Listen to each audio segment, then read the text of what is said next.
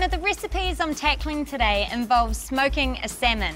Now, I've never done this before, so I've come to Auckland Fish Market to talk to an expert and get some tips on smoking.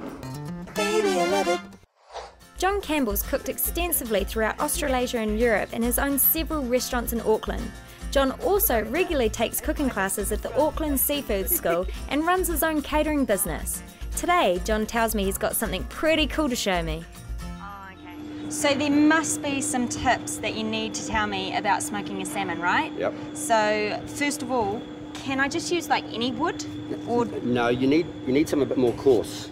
You need it thicker. Don't use cheap sawdust. Yeah. Okay. It smokes too radical, yeah, too greeny smoke. You know. Yep. So it destroys your salmon. Yeah. It does. Yep. Makes it all bitter. So you need something sort of a bit chunky. Perfect. So how much would you actually use? About a cup. About a cup? Yeah. Not too much. Now I've got the barbecue on. I've got this on about sort of the low-ish. I'm going to put our salmon on there, and I've got the grate on. One of the grates are on quite high, so I can get these smoking. Okay, cool. Remember, this is really hot. Okay, yep. Make sure you use a dry cloth.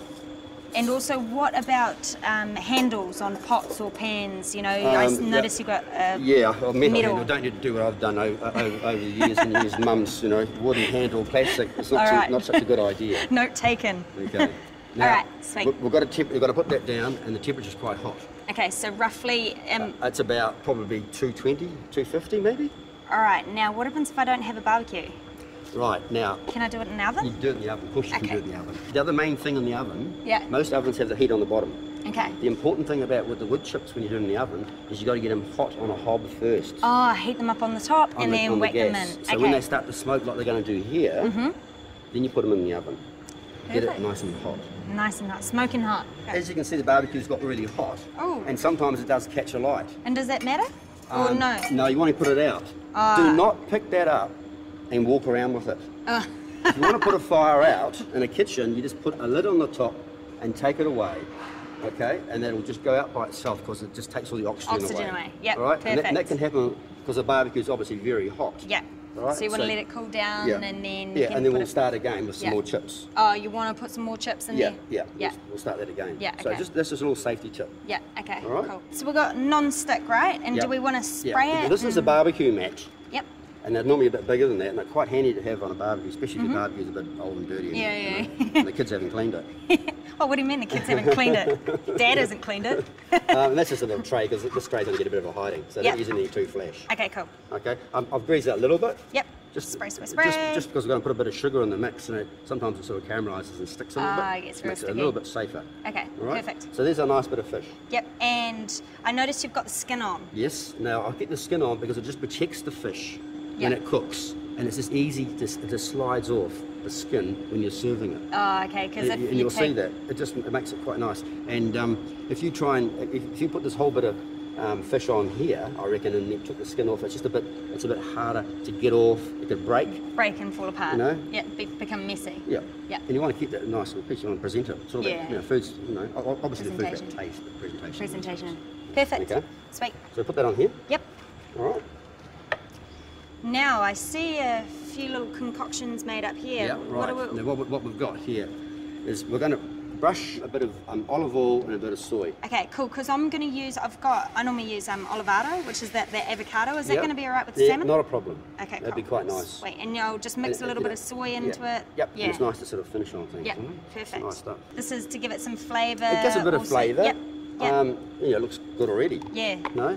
And it also helps the spice mix to stick. Okay, so what spices have we got Well, it looks like it's a bit of overkill, but it's certainly, this dish, I've done it for a long time now and it works quite well. Yeah.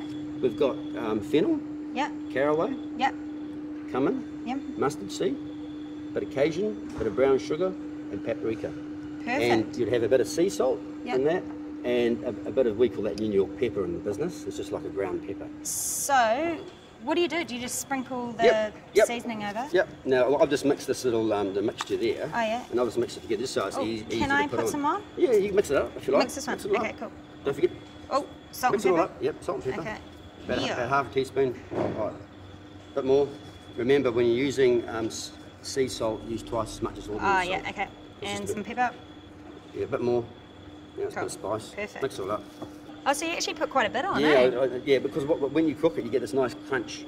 Oh, Oh, it's like a coating. Of the spice. And some people, when they cook, they have a little recipe. Yeah. And they have all the ingredients down, and they freak out because they haven't got one or two things. Yeah. It's not the end of the world.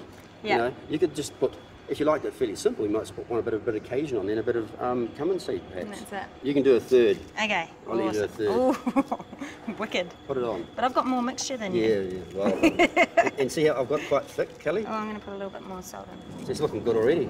It's not even cooked yet. I know. All right, so we're ready to smoke? We're ready to smoke. Perfect. Okay, we've got our thing pretty hot, as you can see. Oh, yeah. This is really hot. Max. Okay, got the smoke going. Watch out for the rush.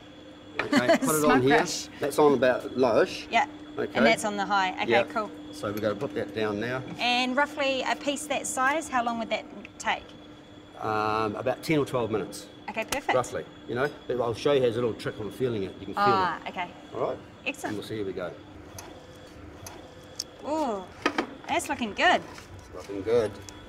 Excellent. So, well, how do you check whether it's done? Well, there's a little trick, and as it goes thinner down, you can feel it like that, and that's firm. And as we go up, it gets, see, it's a bit spongier. Oh yeah. So that's undercooked, and salmon's better when it's undercooked. Oh yeah. There's always someone likes it a little bit firmer. That's fine, you know. It's like a rare steak. If you want it rare or well done, you should have what you want, you know, what you desire, right? Yeah, And this thing here is a bit like the old technique when you're checking a piece of meat, and that's rare. See, it's, okay. Yeah. So that's the floppy one there. And as you go down, that's medium. You wouldn't want a double chin, eh? No, you're okay. And the forehead's the well done one. Okay. Oh yeah. So I'd say, so you this is know, sort of that's sort of the thinner. coming on. All right. Oh yeah. Okay. Perfect. And So- now what? Well, do we leave the skin on as we? Yes. Okay. Now we're going to take it off. Perfect. It's Oh, it smells best really to use good. 2 of these. Oh, okay. And see how it hasn't stuck. And that's a great start. All right. And you just pick it up like that. Pick it up carefully, and that's why I always use 2 of these things, because you don't want it to split, because if it splits, you ruin your presentation. Yeah. Okay. All right. So we'll get it under there. Knock it on there. Oh, look at that! What a platter. Okay, Kelly, put a little bit of oil around it. It'll be quite nice in that lovely oil you've got. And I'll put a bit of seasoning on it. And I suppose you want a bit. Yeah. You gonna make me one? Yeah, I guess I get it. I guess I get it. And then I'll get you a nice big chunk of this. There we go. Oh, looks Okay. good. There you go. A little bit of creme fraiche. A little bit of creme yum. fraiche. Look at that. Just slides I off. love salmon. This looks really good. Try that. Okay. Look at that. Go girl. Oh, I'm gonna have to try this. Give it a try now. This tastes absolutely amazing. Thank you so much for teaching me your tricks, because I'm gonna go home now and try it in the oven. And if I smoke my house out, it's your fault. You'll be fine. Got an extractor. Yeah, I do. Good. A good one. You'll be fine. This is delish. Baby, I love it. Coming up, I pricked some fresh herbs for my potato cakes and tried John's salmon smoking technique in my own kitchen.